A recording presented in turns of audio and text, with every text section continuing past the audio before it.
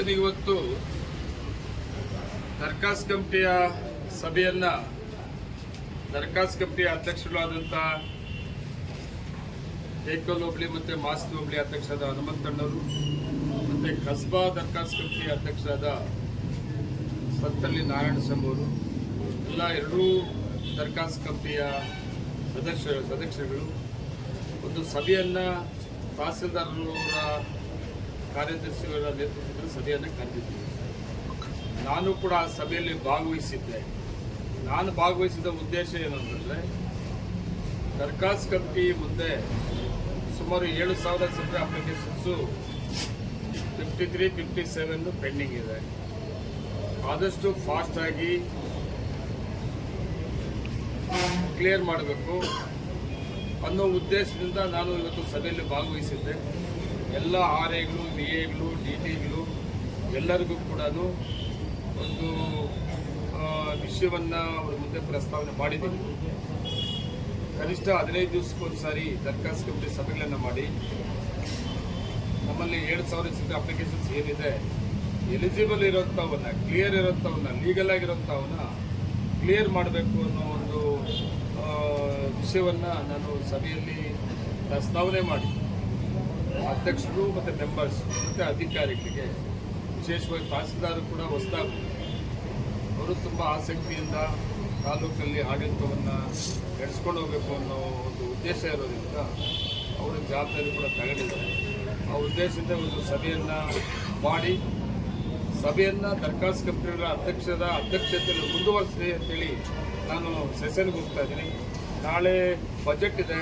ಕರ್ನಾಟಕ ರಾಜ್ಯದ ನಮ್ಮ ಸರ್ಕಾರದ ಬಜೆಟ್ ನಾಳೆ ಮಂಡನೆ ಮಾಡ್ತಾ ಇದ್ದಾರೆ ಸನ್ಮಾನ್ಯ ಮುಖ್ಯಮಂತ್ರಿಗಳಾದ ಸಿದ್ದರಾಮಯ್ಯ. ನಾನು ಕೂಡ ವಿಶೇಷವಾಗಿ ಜಿಲ್ಲೆಗೆ ಮತ್ತು ತಾಲೂಕು ಕೂಡ ಈ ಬಜೆಟಲ್ಲಿ ಕೂಡ ಒಳ್ಳೆಯ ಅವಕಾಶ ತರಬೇಕು ಅಂತ ಪ್ರಯತ್ನ ಮಾಡಿದ್ದೀನಿ. ಹೋದ ಬಜೆಟಲ್ಲಿ ನಮ್ಮ ಜಿಲ್ಲೆಗೆ ಒಳ್ಳೆಯ ಅವಕಾಶ ಸಿಕ್ಕಿದೆ. ಅದರಲ್ಲಿ ಮಾಲೂರು ತಾಲೂಕಿಗೆ ಒಳ್ಳೆಯ ಅವಕಾಶ ಸಿಕ್ಕಿದೆ. ಏನು ನಮ್ಮ ಇಂಡಸ್ಟ್ರಿಯಲ್ ಕಾರ್ಡರ್ ರಸ್ತೆಯನ್ನು ಬಜೆಟಲ್ಲಿ ಅನೌನ್ಸ್ ಮಾಡಿ ತಾವೆಲ್ಲ ನೋಡಿದಿರಿ. ಇವತ್ತಿಗೆ 6 ದಿವಸ ಆಯಿತು, ಟೆಂಡರ್ ಕೂಡ ಕಾಲ ಆಗಿದೆ. 45 ದಿವಸ ಟೆಂಡರ್ಗೆ ಟೈಮ್ ಕೊಟ್ಟಿದ್ದಾರೆ. ಈಗಾಗಲೇ 6-7 ದಿವಸ ಆಗೋಯಿತು.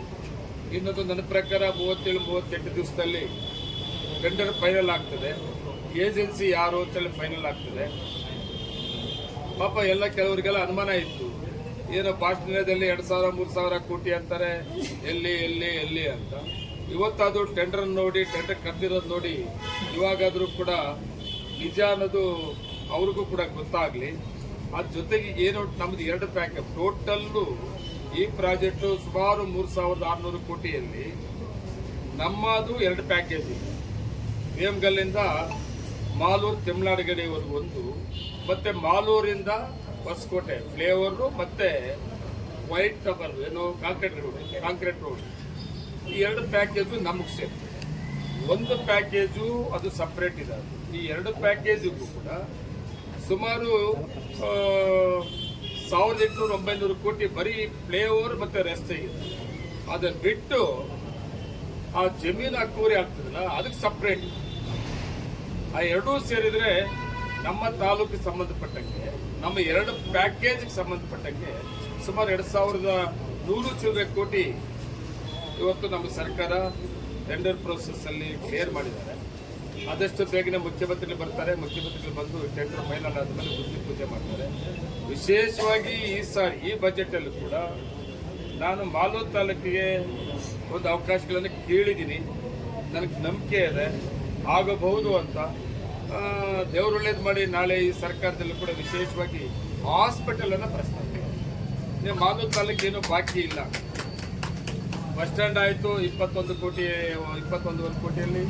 ಮಾಲೂರು ಕೆರೆ ಸುಮಾರು 34 ಕೋಟಿ ಚಿಲ್ಲರೆಯಲ್ಲಿ ಕೆಲಸವನ್ನು ಪ್ರಾರಂಭ ಮಾಡಿದ್ದೀವಿ. ಮತ್ತು ಹಳ್ಳಿಗಳಲ್ಲಿ ರಸ್ತೆಗಳನ್ನು ಪ್ರಾರಂಭ ಮಾಡ್ತಾ ಇದ್ದೀವಿ. ಟೌನಲ್ಲಿ ಈಗಾಗಲೇ ಟೆಂಡರ್ ಪ್ರೋಸೆಸ್ ಆಗಿದೆ, ರಂಗಮಂದಿರ ಆಗಿದೆ. ಈಗ ಇನ್ನೊಂದು ಬಾಕಿ ಏನಂದರೆ ಸುಮಾರು 56ನೇ ಇಸ್ವಿನಲ್ಲಿ ಹಾಸ್ಪಿಟಲ್ ಆಗಿರುತ್ತವರು. ಅದನ್ನು ಈ ಬಜೆಟಲ್ಲಿ ನಾನು ಮುಖ್ಯಮಂತ್ರಿಗಳು ಮತ್ತು ಆರೋಗ್ಯ ಮಂತ್ರಿಗಳನ್ನ ರಿಕ್ವೆಸ್ಟ್ ಮಾಡಿದ್ದೆ. ನನಗೆ ನಂಬಿಕೆ ಇದೆ ನಮ್ಮ ಮಾಲೂರು ಹಾಸ್ಪಿಟ್ಲಿಗೆ ಕೂಡ ಸುಮಾರು 40 ಕೋಟಿವರೆಗೂ ದುಡ್ಡು ಸಿಕ್ಕುವಂಥ ಅವಕಾಶ ಇದೆ ನಾಳೆ ಬಜೆಟಲ್ಲಿ.